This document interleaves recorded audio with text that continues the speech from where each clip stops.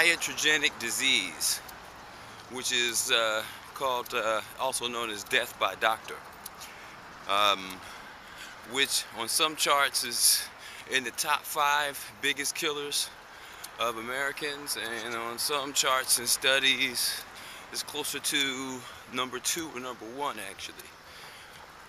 It's something that I find incredibly curious. I mean, we're talking over 100,000 people a year are killed by some sort of medical procedure gone bad, or mistake, or misdiagnosis, mismedication, things of that nature. So we're talking over 100,000 people a year, but people get upset over one murder here and there, and they're all, don't get me wrong, in respect to the families, of course, their families are happy to see people come forward and march for their loss, their incredible loss.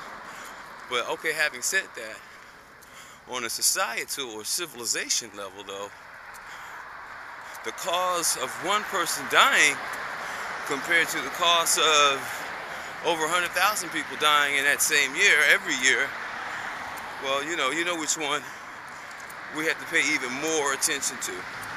The killer of the masses, the mass killers, the mass murderers even.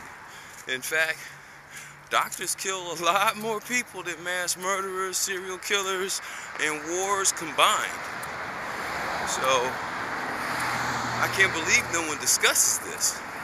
The number 1 or number 2 biggest killer of Americans are doctors. And they get paid really well to do it too. And this is not an indictment on all practitioners, not at all. I mean, you're as good as you are. You're as good as your teachers. You're as good as a student as you were. You're as good as how much attention you paid. You're as good as how much intuition you have to back up the medical knowledge. You know, you're as good as your intentions. So all people being different, all doctors being different. And there are many that help people. So, not an indictment on the medical industry, but just pointing out stats. These are stats that are all over the place. There's just no getting around them. Doctors are the biggest killer.